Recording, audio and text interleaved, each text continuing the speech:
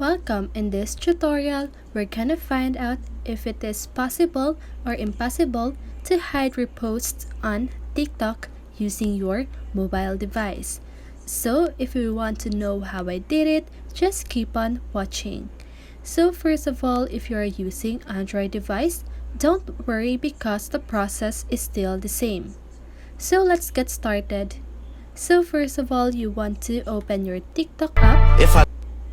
So I'm sorry about that. And we need to go to our profile by clicking the profile button at the lower right corner of our screen.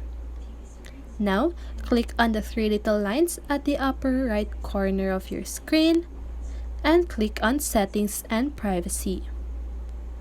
Now, click on Privacy, and here we're just gonna check if the repost is available.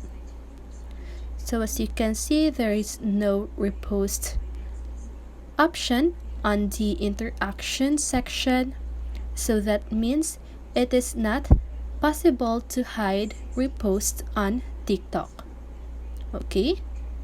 So let's just wait until the TikTok will change these settings.